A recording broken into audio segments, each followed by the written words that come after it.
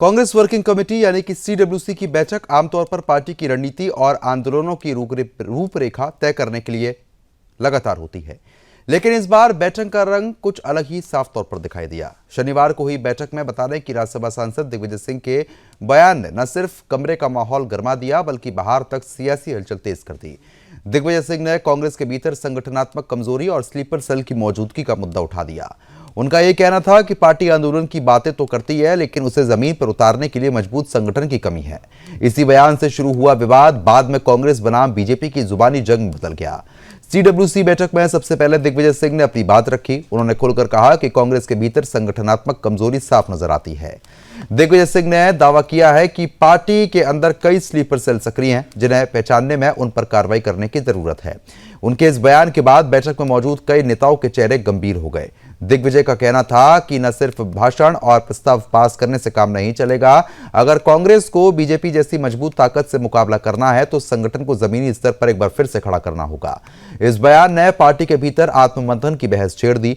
दिग्विजय सिंह ने अपने संबोधन में आरएसएस और कांग्रेस की कार्यशैली की तुलना भी की है। उन्होंने कहा कि आरएसएस का संगठन जमीनी स्तर पर बहुत ज्यादा मजबूत है, जबकि कांग्रेस आंदोलन की बात तो करती है लेकिन उसे वोट में बदलने में चूक जाती है। सीडब्ल्यूसी की बैठक से पहले दिग्विजय सिंह ने सोशल मीडिया प्लेटफॉर्म एक्स पर प्रधानमंत्री नरेंद्र मोदी की एक पुरानी तस्वीर भी पोस्ट की। इस पोस्ट में उन्होंने आरएसएस बीजेपी की संगठनात्मक ताकत की तारीफ की। उन्होंने लिखा कि किस तरीके से आरएसएस के जमीनी कार्यकर्ता से लेकर बीजेपी के नेताओं तक का सफर संगठन की ताकत को दिखाता है। इस पोस्ट को लेकर कांग्रेस के भीतर असहजता दिखाई दी है। वहीं बीजेपी ने इसे राहुल गांधी के नेतृत्व के खिलाफ खुली असहमति बता दिया। कांग्रेस नेताओं को लग रहा है कि दिग्विजय का यह कदम गलत दिशा दे रहा है, गलत संदेश दे रहा है, जबकि बीजेपी ने इसे कांग्रेस के अंदरूनी कलह का सबूत भी बताया है। कुछ प्रतिक्रियाएं भी सामने आई हैं, वो सुनना जरूरी है। सुनिए। नहीं चाहता, दिग्विजय जी पूरी तरह से पार्टी के साथ जुड़े हुए हैं। कल भी थे, आज भी यहाँ पे सब कार्यक्रमों में है। वो बेवजह इसको तूल दिया जा रहा है, इस तरह की कोई बात नहीं है। अनुशासन, संगठन, सारी बातें हम लोग वर्किंग कमेटी में आपस में चर्चा करते हैं। कांग्रेस तो एक ऐसा फोरम है कि जिसमें आपको सब बात कहने की स्वतंत्रता है। हमारे यहाँ कोई डरा धमका के कुछ नहीं होता, सब अपनी बात रखते और उस बात को सब लोग रखते। वर्किंग कमेटी बनी इसीलिए कि अपनी बात रखो, तो इसमें कौन सा हल्ला करने की जरूरत है। ऐसा लगता है कि उनके एक ट्वीट को, उनके बयान को तोड़ मरोड़ कर बीजेपी प्रस्तुत करे। आप लोग भी ये काम करेंगे तो फिर क्या अंतर रह जाएगा।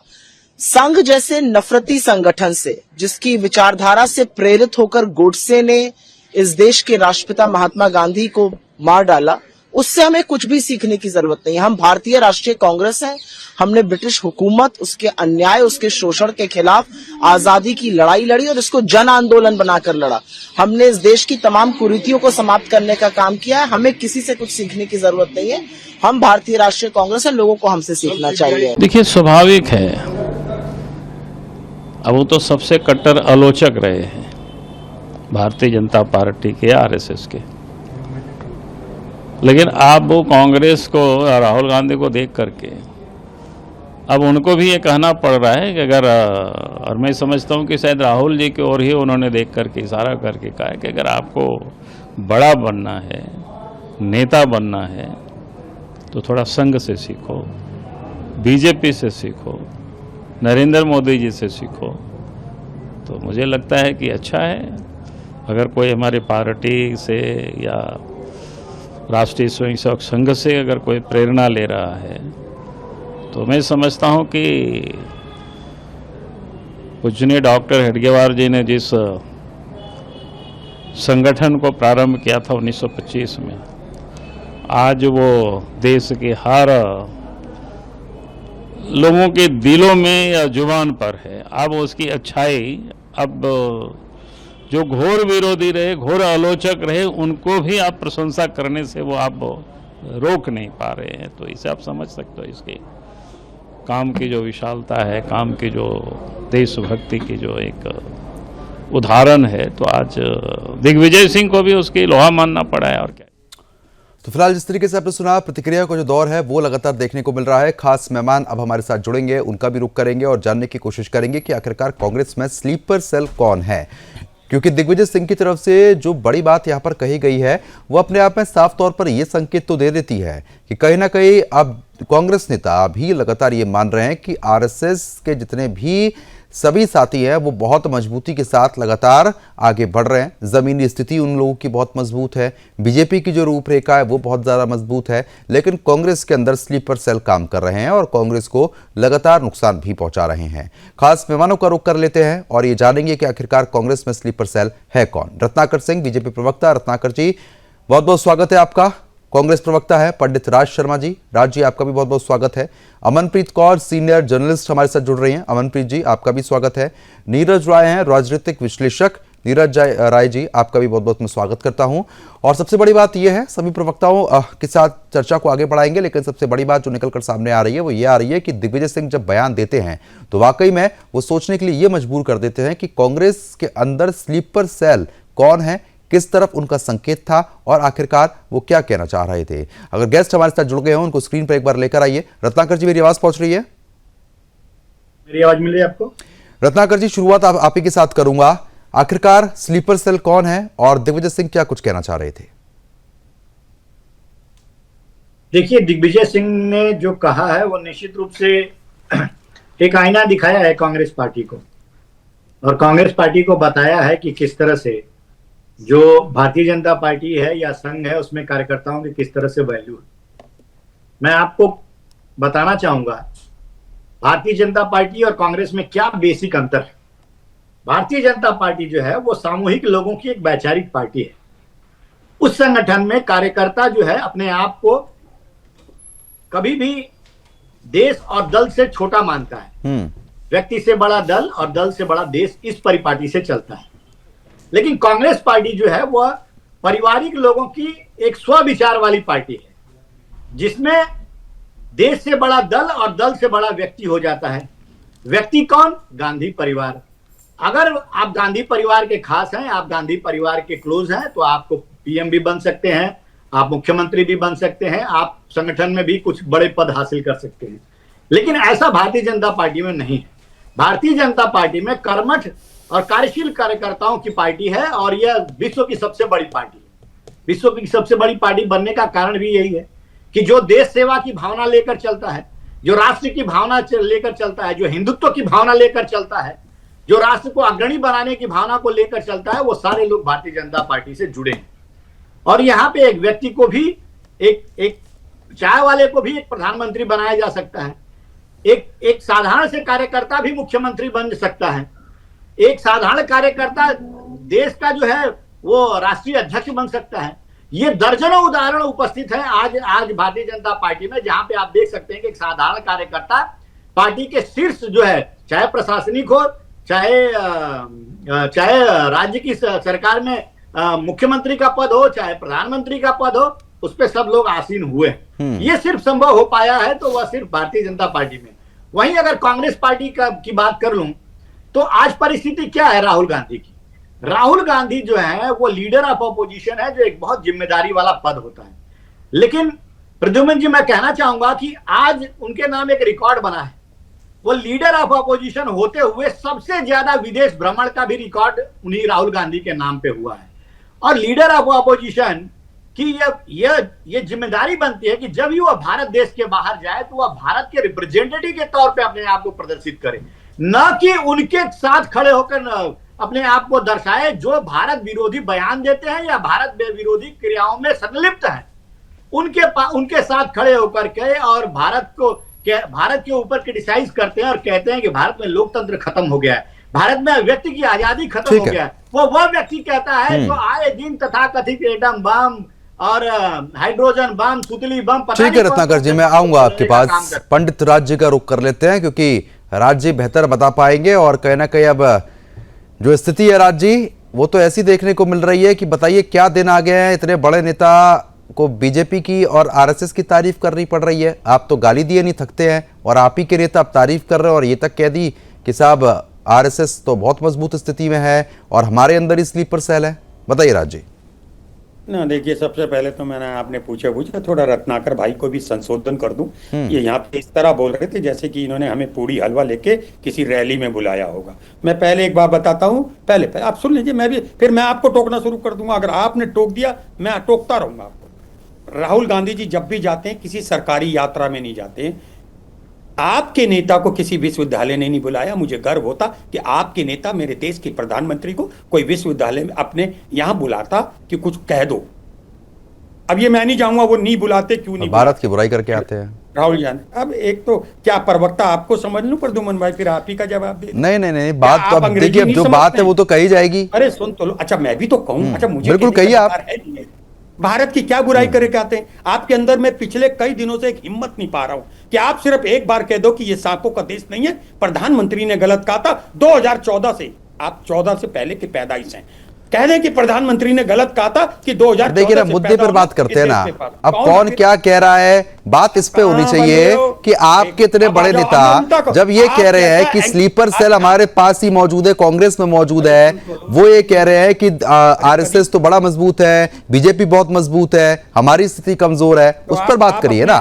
आप अपने चैम्बर से एक सर्टिफिकेट निकाल के और दे दीजिए जो पिछले 11 साल से दे रहे हो। आप बात ही नहीं सुन रहे हैं, आप मेरे मुंह को टेप लगाना चाह रहे हैं। ठीक है, बोलिए राज जी, मैं आप ही को सुन तो रहा हूं। जब मुझे कहने तो दो ना। बिल्कुल कहिए। आप उनकी बात ऐसे सुन रहे थे जैसे आप भी हलवा पूड़ी लेकर नहीं, मैंने उनको भी रोक दिया था।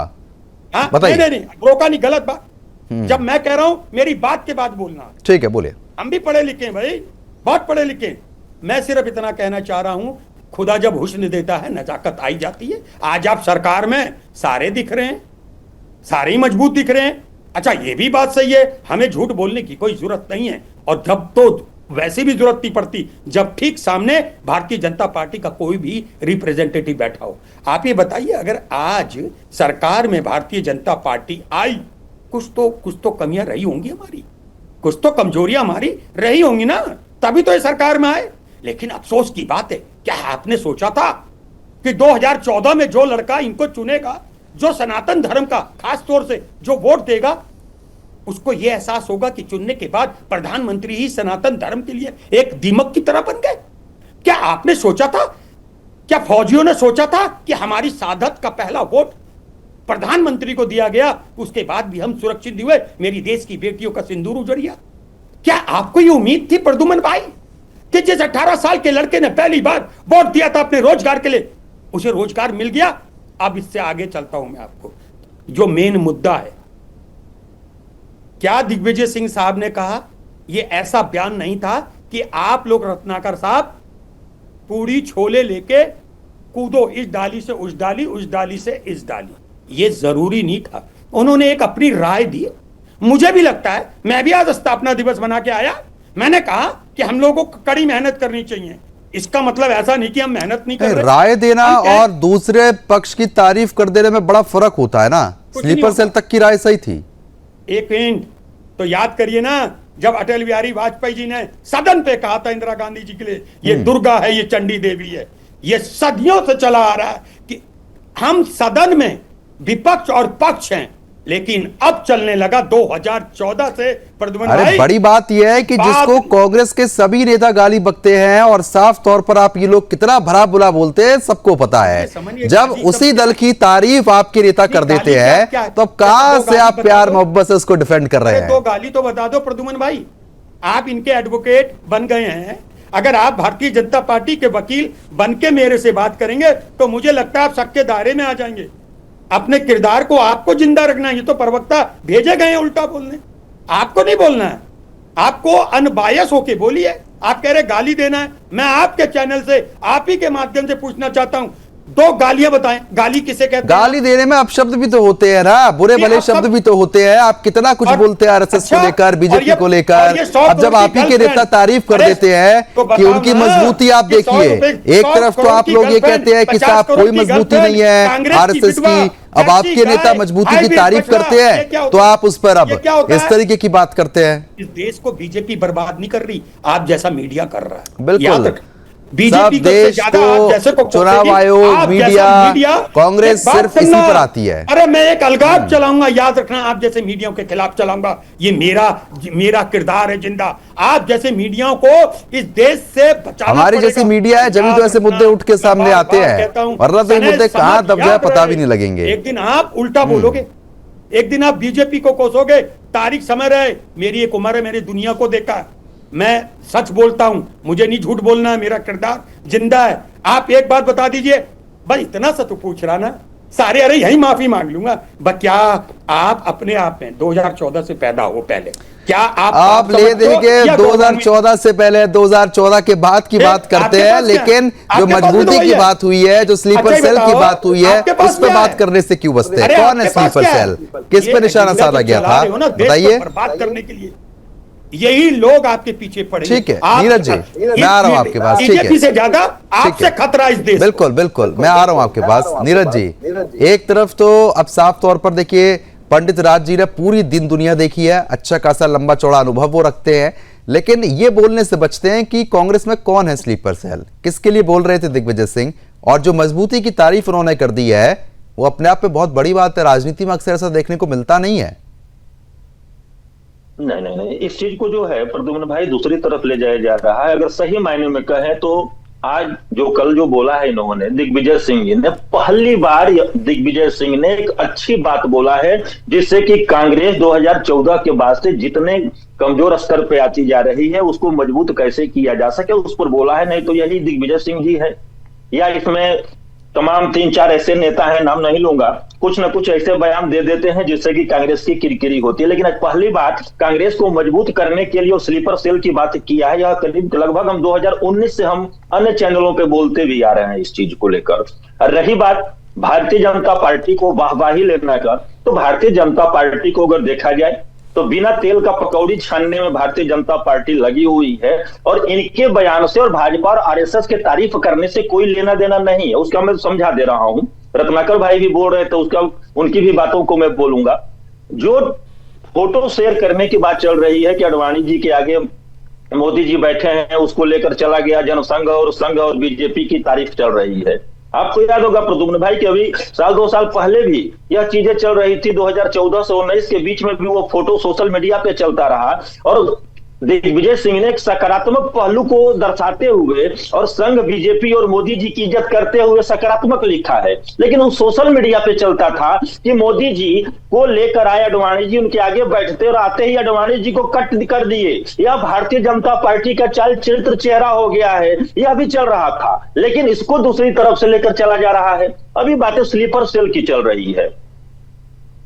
दिग्विजय सिंह ने यह बात बोला, मैं जितने बार कांग्रेस के प्रवक्ताओं को सुन रहा हूं, यह स्वीकार नहीं कर रहे हैं कि नहीं कांग्रेस के अंदर खामियां हैं।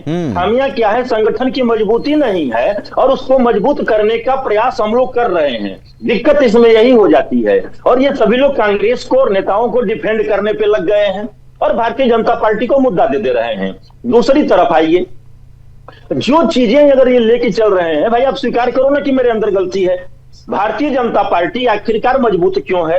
संघ की एक गतिविधि नाम का कार्यक्रम चलता रहता है, वो 24 आवर चलता रहता है, 12 महीना चलता रहता है, और उसमें कार्यकर्ता पीछे के असफलता को नहीं देख पाते हैं, आगे की सफलता में हमेशा लगे रहते हैं, उनके पास समय नहीं रहता है। कांग्रेस की तरफ से अगर कोई भी कार्यक्रम किया जाता है तो उस कार्यक्रम में 5 महीना 6 महीने का गैप हो जाता है, जितने कार्यकर्ता होते हैं निष्क्रिय हो जाते हैं। इसमें कांग्रेस में 3 लाइन, किसी भी संगठन की 3 लाइन होती है, फर्स्ट, सेकेंड, थर्ड। एक कार्यकर्ता होता है, कार्यकर्ता से ऊपर का एक होता है, और एक शीर्ष होता है। लेकिन कांग्रेस में बीच वाला गायब हो चुका है, वो एक मठाधीश के तौर पे चल रहा है। तो इसको स्वीकार करना चाहिए, क्योंकि भारतीय जनता पार्टी और कांग्रेस यही 2 राष्ट्र के अंदर बिल्कुल कहीं ना कहीं है कि जो बीच वाला एंगल है वो कहीं ना कहीं गायब है, तो उस वजह से कहीं ना कहीं कमियां तो है। ठीक है अमनप्रीत जी, आप इस पूरे घटनाक्रम को किस तरीके से देख रही हैं? मैं आ रहा हूं आपके पास। कुछ सेकंड इसको पूरा कर लेना कुछ सेकंड के लिए, चलिए बोलिए। देखिए अगर दिग्विजय सिंह की बात करें तो दिग्विजय कांग्रेस के कट्टर एक समर्थक हैं। उनकी विचारधारा जो है वो पूरी तरह से कांग्रेसी सपोर्ट में है, और दूसरी तरफ से अगर देखा जाए तो एक दमदार कांग्रेस के नेता हैं जो मध्य प्रदेश जैसे बड़े राज्य के 10 साल तक सीएम रहे हैं। किसी और ने ये बात कही होती तो जरूर हम कह देते कि सोच लेते या कह देते कि कहीं इसका भाजपा में जाने का विचार तो नहीं है, कहीं भाजपा इसको खींचतान में तो नहीं लगी, खरीदने तो नहीं लगी। पर क्योंकि ये बात जो कही है ये दिग्विजय सिंह ने कही है, तो मुझे लगता है कि क्योंकि वो बहुत अच्छे नेता हैं और कांग्रेस की मुझे लगता है कि वेल विशर हैं। ऐसे नहीं कि कांग्रेस की ऐसे ही तारीफ कर दो, राहुल जी की ऐसे ही तारीफ कर दो, अगर कांग्रेस में कुछ खामियां हैं तो उनको गिनवाने में अगर उन्होंने दबी हुई आवाज में कुछ कह दिया ताकि कांग्रेस इम्प्रूव कर पाए और आगे अच्छी परफॉर्मेंस कर पाए, तो उनकी डिग्निटी पर हम सवाल नहीं खड़ा कर सकते। मुझे लगता है कि उसमें बुराई क्या है। क्या कहा उन्होंने? यही तो कहा कि कांग्रेस को एक संगठित तरीके से आगे जाने की कोशिश करनी चाहिए, एक अच्छा संगठन बनाना चाहिए, और उसके लिए उनको कंपैरेटिवली अगर कंपेयर करना पड़ गया, अगर उनको आरएसएस की तारीफ करनी पड़ गई या फिर भाजपा की तारीफ करनी पड़ गई, तो मुझे लगता है कि ये हम सब जानते हैं कि आरएसएस जो है स्ट्रॉन्ग संगठन है, और भाजपा जो है उनकी जो रणनीति है, उनकी जो इतनी बड़ी प्रोग्रेस वो कर रहे हैं, इतने 3 बार से लगातार भाजपा जो है वो सेंटर सरकार बना रही है, तो उसका सबसे बड़ा कारण यही है कि वो जो धरातल से जुड़े हुए हैं, वो अपने कार्यकर्ता से जुड़े हुए हैं। और प्रधानमंत्री की जो उन्होंने फोटो डाली है जो अडवाणी जी के पैरों में बैठे हुए हैं, और उसके बाद उन्होंने ये लिख दिया कि भाजपा जो है इतना अच्छा संगठन है उनका कि वो एक कार्यकर्ता से उठ के मोदी जी पहले सीएम बने, लगातार इतना लंबा टाइम सीएम रहे, उसके बाद लगातार इतना लंबा टाइम पीएम रहे, और मुझे लगता है इस बात में कोई गलती नहीं है। अब बिल्ली को देख के कबूतर को आंखें बंद करनी है वो अलग बात है, पर अगर मुझे लगता है कि किसी भी संगठन को मजबूत होना है, किसी भी पॉलिटिकल दल को अपनी दमदार भूमिका दिखानी है, तो उसको अपनी कमियों पे काम जरूर करना चाहिए, और वही एक अच्छे नेता की तरह दिग्विजय सिंह ने करा है। चाहे उनको उसके लिए आरएसएस या भाजपा की तारीफ करनी पड़ी, मोदी जी की तारीफ करनी पड़ी, पर वो आईना दिखाना चाहते हैं कांग्रेस को कि उसको अच्छे से मंथन की जरूरत है, उसको अपने जो कार्यशैली है उसमें चेंजेस की जरूरत है। वो जो एक मुद्दा बना देते हैं, एक कह लो कि लहर बना देते हैं, पर बोट नहीं बिटोर पाते, तो ये उनकी खामियां हैं, ये उनकी कमजोरियां हैं। मुझे लगता है कि अच्छा वो दिग्विजय सिंह ने आज ये बात कह दी, और इस पे मंथन करना ही चाहिए कांग्रेस को। ठीक है, बिल्कुल कहना कि मंथन करने की इसमें आवश्यकता भी है। रत्नाकर जी, ये सच बात है क्या कि बिल्ली को देख के अब कबूतर आंख बंद कर रहा है, जो राज शर्मा जी कर रहे हैं? देखिए, राज शर्मा जी कितना भी डिफेंड कर लें, कुछ बुनियादी प्रश्न है जो इनके ही पार्टी के नेता जो उठाते रहते। अभी इमरान मसूद ने कुछ दिन पहले अपना वक्तव्य दिया था कि अब पार्टी के नेतृत्व को जो है वो प्रियंका गांधी के हाथों में देना चाहिए, उनको राष्ट्रीय अध्यक्ष बनाकर उनका कमान देना चाहिए। तो इनके ही पार्टी के लोग जब 95 बार चुनाव हार जाने के बाद कार्यकर्ता जरूर पूछेंगे कि इतने सालों में क्या आपने पार्टी को दिया, कहां कहां पे आपने जिताया। तो निश्चित रूप से आज ये सिर्फ इमरान मसूद की बात ही नहीं कर लूं, रॉबर्ट वाड्रा खुलेआम आकर कह रहे हैं, रॉबर्ट वाड्रा खुलेआम आके कह रहे हैं कि प्रियंका गांधी जो है वो इंदिरा गांधी की तरह है और उनको नेतृत्व देना चाहिए। दूसरी चीज, तीसरी चीज मैं कहना चाहूंगा कि ये दिग्विजय सिंह जी जो ने कहा है, ये राहुल गांधी के राजनीतिक गुरु रहे हैं कभी। तो निश्चित रूप से अगर राजनीतिक गुरु की टिप्पणी कांग्रेस वर्किंग कमेटी में इस तरह की आती है, तो यह दर्शाता है कि आज राहुल गांधी के ऊपर विश्वसनीयता सबकी खत्म हो चुकी है, क्योंकि राहुल गांधी जो है अब लीडर ऑफ अपोजिशन नहीं, लीडर ऑफ प्रोपेगेंडा बन के सिर्फ रह चुके हैं, और चुनाव ये पार्ट टाइम पॉलिटिशियन का काम करते हैं। भारत देश की राजनीति में गंभीर हुए ही नहीं कभी। ये चुनाव आता है तो निश्चित रूप से दौरा करते हैं, और फिर उसके बाद विदेशी दौरा चालू हो जाता है इनका। तो कार्यकर्ता कैसे जुड़ेंगे आप बताइए? कार्यकर्ताओं को जोड़ने का, उनके साथ काम करने का, लोगों के बीच जानने का, ये आप जज्बात जब जगाएंगे, आप खुद स्वयं उतर के आप आएंगे तब ये होगा। आप सिर्फ 4000 किलोमीटर यात्रा कर लिए, इससे आप चुनाव नहीं जीत सकते हैं। और यही चीजें जो है दिग्विजय सिंह जी ने कहा है, उन्होंने कहा कि आपको कार्यकर्ता मजबूत करने पड़े। और सच्चाई ये है कि आज चूंकि कांग्रेस पार्टी के पास सिर्फ नेता ही बचे हैं, कार्यकर्ता उनके बचे ही नहीं है, और बचे कुछ लोग जो हैं वो किस तरह से संगठन को ऊपर उठा सकते हैं। आज इनकी स्थिति बहुत दयनीय हो चुकी है। और दूसरी बात मैं कहना चाहूंगा कि देखिए, राहुल गांधी जी एक ऐसे व्यक्ति हैं जो हमेशा से यस मैन की भूमिका निभाते हैं। आप शकील अहमद का एक इंटरव्यू कुछ दिन पहले इंडिया टीवी पे आया था, वो मैं सुन रहा था, उसमें शकील अहमद ने कहा था कि राहुल गांधी उन लोगों को करीब रखते हैं अपने, जिनको वो नाम से संबोधित कर सकें, जिनको उनके नाम से संबोधित करके और अपने आदेश को, जो बातों को उनको आदेश के रूप में पालन करवा सके। कोई भी व्यक्ति अगर उनको सलाह देने की कोशिश करेगा तो उनको अगली बार से दिल्ली की मीटिंग में नहीं बुलाया जाएगा। मैं उदाहरण से आपको बहुत बढ़िया देना चाहता हूं।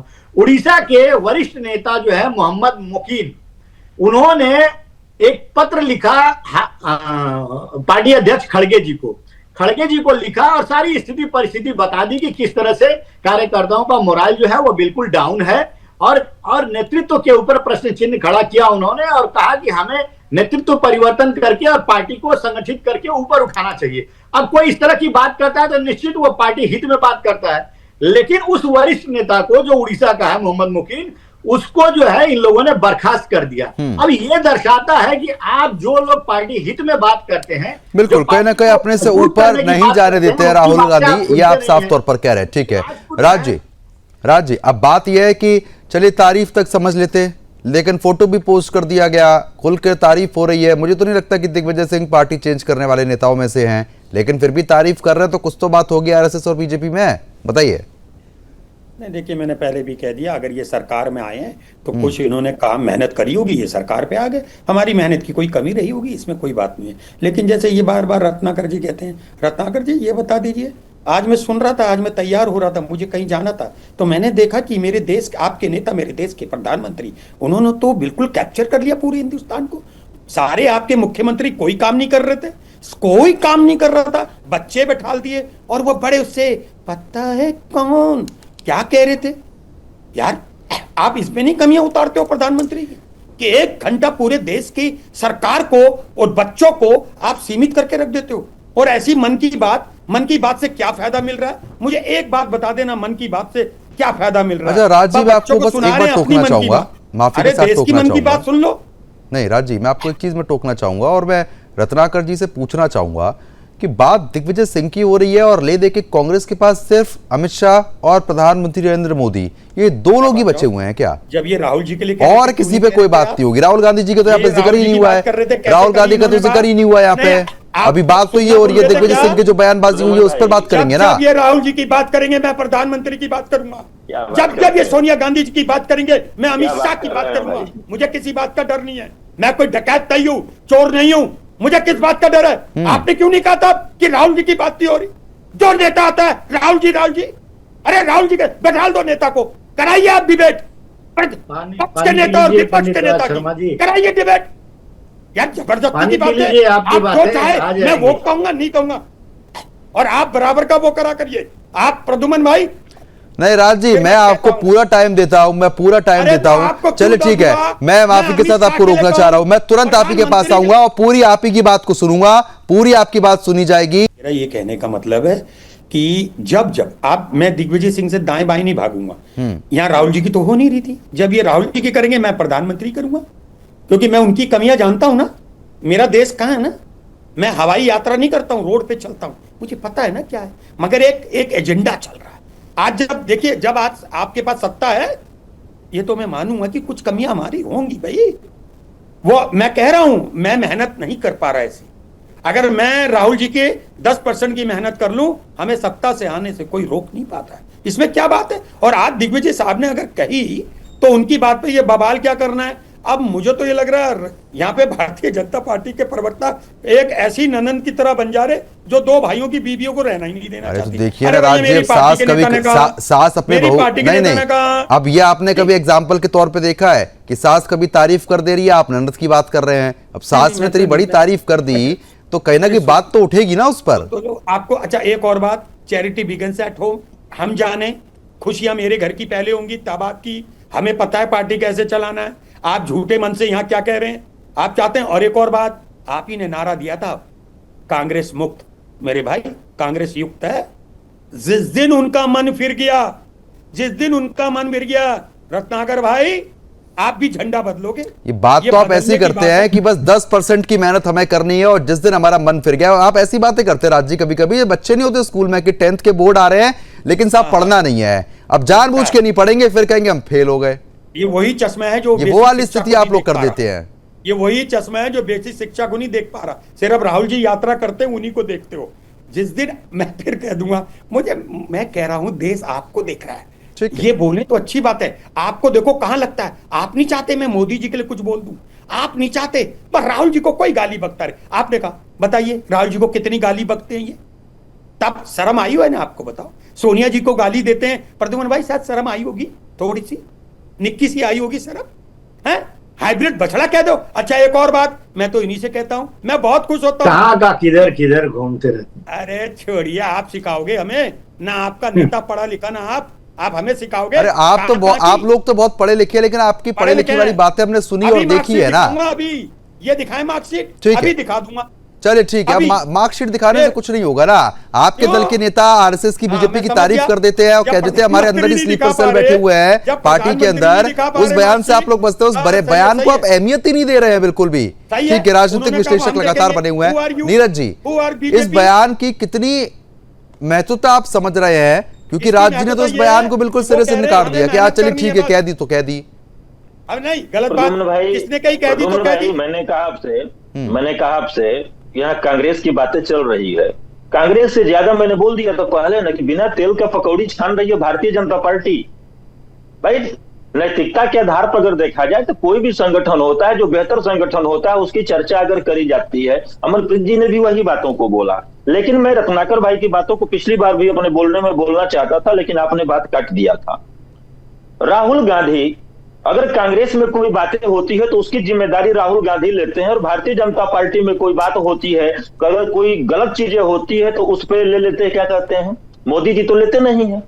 भाई मोदी जी और अमित शाह से बड़ा नेता तो कोई है नहीं, अध्यक्ष के ऊपर जाता है। तो कांग्रेस में अध्यक्ष खड़गे हैं, तो मल्लिकार्जुन खड़गे उस चीज को, संगठन को मजबूत करने की बात करेंगे।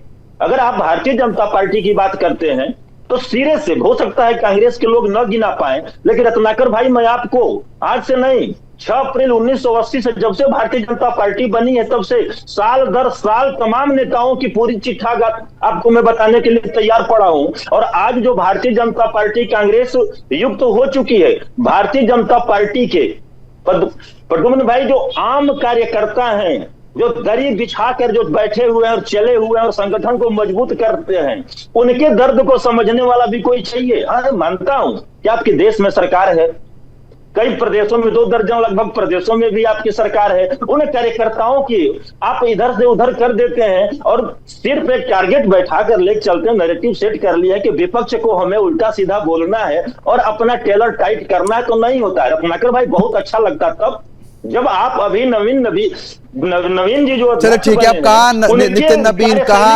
कहाँ मुद्दे लेके जा रहे हैं? जो मुद्दे की बात है आप वो लोग करते नहीं है। अरे प्रद्युम्न भाई, आप मुद्दे की बात करिए ना। कहाँ प्रधानमंत्री दिग्विजय सिंह पे बात हो रही है, कहाँ से कहाँ बातों को मोड़ रहे हैं? रत्नाकर जी जवाब दे दीजिए इनका। सुनिए यार, यहाँ पे मैं राजनीतिक विश्लेषक, देखिए प्रद्युम्न जी, पता नहीं राजनीतिक विश्लेषक के तौर पर जो सवाल पूछा गया वो सवाल का जवाब दीजिए ना। देखिए प्रद्युम्न जी, शायद ये भारतीय जनता पार्टी को बहुत करीब से इन्होंने देखा नहीं है या जानते नहीं। भारतीय जनता पार्टी को लोग क्यों वोट देते हैं, और हमारे कार्यकर्ता आज जो उनको राष्ट्रीय अध्यक्ष तक बना दिया जाता है, कार्यकर्ता मुख्यमंत्री प्रधानमंत्री तक बनता है, तो कोई ऐसे ही नैरेटिव सेट करके हर चीज नहीं होती है। काम करना पड़ता है, लोगों के बीच में जाना पड़ता है, जनहित के मुद्दे हैं उन मुद्दों को लोगों तक पहुंचाना पड़ता है, और ये नियत ही होनी चाहिए। भारत की प्रगति का, राष्ट्र की प्रगति का, जनता की प्रगति का नियत होना चाहिए, जो नियत दिख रही है भारतीय जनता पार्टी के नेतृत्व में। इसलिए तो वो जो भी लाभकारी योजनाएं हैं वो जनता तक पहुंच रही हैं, और जनता इसलिए अपना आशीर्वाद हमको दे रही है। ये चीजें ऐसा नैरेटिव सिर्फ सेट करना होता तो राहुल गांधी तो सिर्फ बैठ करके सिर्फ नैरेटिव ही सेट करते रहते, और वही करने की कोशिश कर रहे हैं, इसलिए वो फेल हो जा रहे हैं बार बार। चलो ठीक है, अब इन मुद्दों पे नहीं, अब एक सीधा मुद्दों पे आते हैं। बात सीधे मुद्दे की करते हैं कि स्लीपर सेल जो बोला गया है, बार बार उन्होंने कहा है, क्योंकि बहुत बड़ा संकेत है ये कि कांग्रेस में आपको कौन लग रहा है कि स्लीपर सेल के तौर पर काम कर रहा है? बताइए रत्नाकर जी। प्रद्युम्न जी, देखिए कांग्रेस में स्लीपर सेल कौन है और कौन क्या चाहता है वो कांग्रेस पार्टी निर्धारित करे, लेकिन कांग्रेस पार्टी जिन पार्टियों के गठबंधन की साथी है, आज वही पार्टी के जो शीर्ष नेतृत्व है, जो उमर अब्दुल्ला हैं, चाहे सुप्रिया सुले हैं, इनके ही गठबंधन के साथी राहुल गांधी द्वारा जो उठाए गए मुद्दे हैं, चाहे ईवीएम का हो, चाहे चुनाव आयोग पे हो, वो सारे मुद्दों को दरकिनार कर दे रहे हैं। उन्होंने कहा ईवीएम के मुद्दे पे, चुनाव आयोग के मुद्दे पे, कि हम इसी ईवीएम के माध्यम से जीत कर आए हैं, यही जनता जो है हमको वोट दी है, इसलिए हम ईवीएम के ऊपर कभी प्रश्न चिन्ह नहीं उठा सकते। तो आज समझिए कि राहुल गांधी की राजनीतिक परिपक्वता कहां किस स्तर तक पहुंची है कि वो संवैधानिक संस्थाओं पे प्रश्न चिन्ह खड़ा करने का काम कर रहे हैं। वो हमारे सरकार की बुराई करते करते विदेशी मंचों पर देश की बुराई करने का काम कर रहे हैं। आज तक लीडर ऑफ अपोजिशन, इसके पहले भी मल्लिकार्जुन खड़गे जी थे, अधीर रंजन चौधरी जी थे, ये अगर विदेश का भ्रमण कभी किए भी रहेंगे, अगर एलओपी बतौर एलओपी, तो उन्होंने कभी देश की बुराई नहीं की। आज सोनिया गांधी भी जाती हैं, उन्होंने कभी देश की बुराई नहीं की। आज अगर देखेंगे, अगर इंदिरा गांधी के समय का भी किस्सा उठाकर देख लीजिए, तो इंदिरा गांधी भले वैचारिक रूप से भारतीय जनता पार्टी का खिलाफत करती थी, लेकिन जब विदेशी मंचों पर जाती थी तो कभी वो भारत के खिलाफ कोई वक्तव्य उनका नहीं आता था। लेकिन अपरिपक्वता राहुल गांधी के अंदर इतनी भरी पड़ी है कि आज भारतीय जनता पार्टी की बुराई करते करते, भाजपा की नीतियों की बुराई करते करते आज ये देश का अपमान जो है ये कर बैठे हैं। ये बहुत ठीक है, गंभीर विषय में आ रहा हूं आपके पास। अमनप्रीत जी लगातार बनिए। अमनप्रीत जी देखिए, क्योंकि जिस तरीके की बयानबाजी यहाँ पर की गई है, उस बयान को आप किस तरीके से कहीं ना कहीं आप समझ रहे हैं कि जो ये बयान दिया गया ये कितना घातक साबित हो सकता है कांग्रेस के लिए आने वाले समय के लिए, और स्लीपर सेल की जो बात कही गई है उसको किस एंगल से समझ रही है? फिर राज जी का रुख करूंगा। देखिए, स्लीपर सेल की जो बात हुई है, हो सकता है कि संगठन में बहुत सारे लोग ऐसे हैं जो इतने अच्छे से एक्टिव नहीं है जैसे उनको होना चाहिए।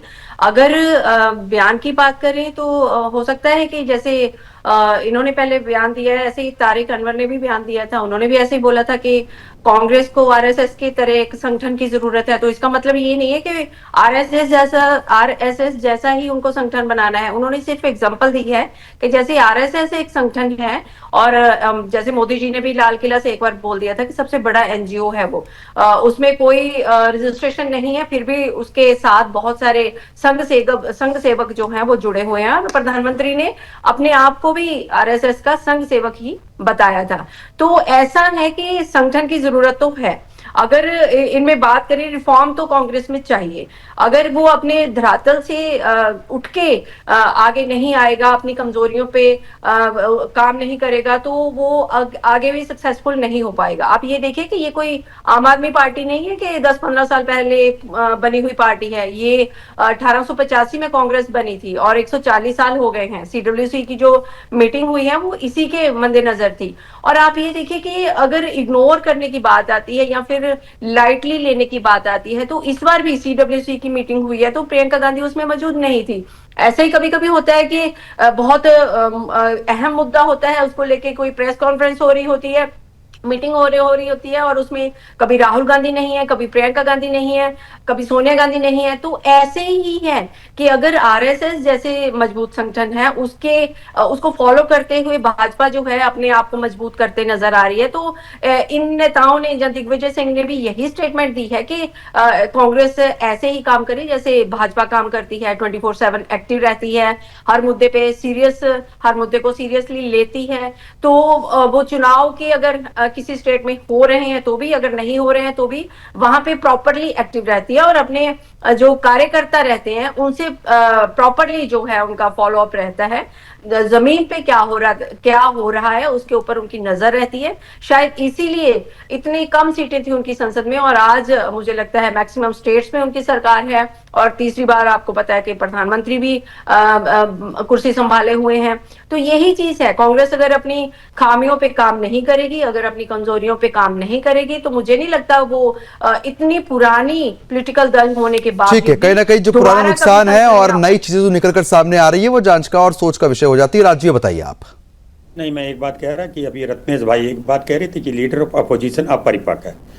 अगर इस बात को मान लिया जाए सच, तो इसका मतलब ये भी दर्शाया जा रहा है कि यहाँ पे जो पक्ष का लीडर है वो भी परिपक्व नहीं है। बिल्कुल नहीं हो सकता परिपक्व। जहाँ पे विपक्ष परिपक्व नहीं है वहां पे ये पक्ष कैसे परिपक्व हो जाएगा? चलो इन बातों को छोड़ो, ये तो जो चाहे कह दे।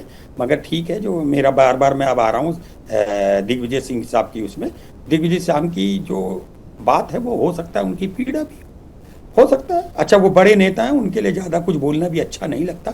हम लोग संस्कारी पार्टी के लोग हैं। और एक बात अभी रत्नेश जी कह रहे थे, 95 चुनाव हार गए। दोस्त, आप लोग गालियां किलो में नापते हो, चुनाव भी चलो नंबर्स में आ गया। इतना बताओ, 2014 से पहले आप लोग कितने हारे थे? 1 सीट रहती थी, 2 सीट रहती थी। कितने बड़े बोल बोले आप लोगों ने, मिटा देंगे आरएसएस, कांग्रेस मुक्त होगा। है कांग्रेस मुक्त? बच गए आप। जरा सी हेराफेरी कम करते, सरकार हमने बना ली थी। आप बेकार की बातें करते हैं, यहाँ बैठ के जो चाहे वो कह दें। और आपको क्या मतलब होता है यार? आप अपने घर को सुधारो, आप में बनती नहीं है, योगी जी में बनती नहीं है, और मैं तो अंदर की बात कर रहा हूं। मुद्दे को आप लेके जा रहे हैं राज जी।